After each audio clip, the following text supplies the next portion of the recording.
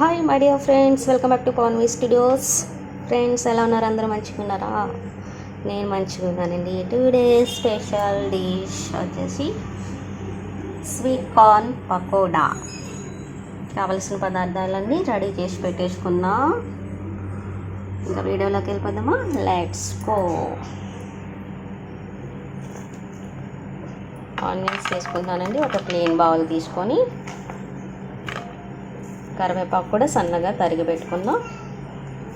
కొత్తిమీర కూడా తరిగి పెట్టేసుకున్నాం. స్వీట్ కార్న్ 1 కప్ ఉడకబెట్టి పెట్టుకున్నానండి. ఇది ఉడకబెట్టుకొని వేస్తే చిటపట అంటూ పైకి వచ్చేస్తుంది. అందుకని ఉడకబెట్టిన స్వీట్ కార్న్ కూడా వేస్తున్నాం. కొంచెం పసుపు, కొంచెం వంట సోడా, రుచికి సరిపడగా సాల్ట్, అండ్ కొంచెం స్పైసీగా కావాలనుకున్న వాళ్ళు కారం కూడా వేసుకోండి. నేను పచ్చిమిర్చి వేయట్లేదండి, ఎందుకంటే పాప కూడా తింటుంది, అందుకని. ఓకేనా?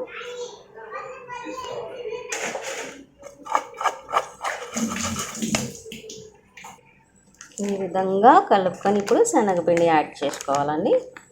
ఇప్పుడు ఒకసారి మొత్తం పిండి మొత్తం కలిపేసుకోవాలి. అవసరమైతే కొంచెం వాటర్ వేసుకోవాలి, లేదంటే ఆనియన్స్లో ఉన్న వాటర్ సరిపోతుంది.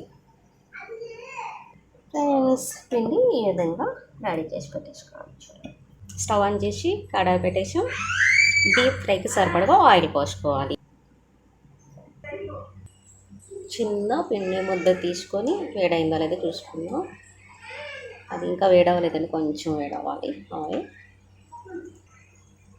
ఆయిల్ వేడైపోయిందండి. పకోడాలు వేసేసుకుందాం.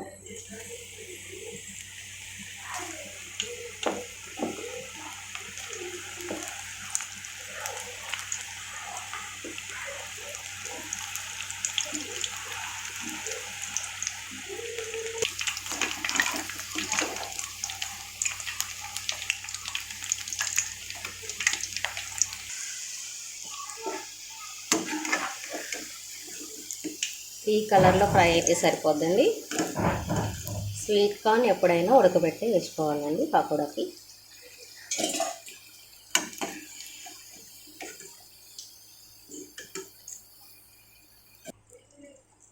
ఇలాగే పకోడాలన్నీ వేసుకోవాలి.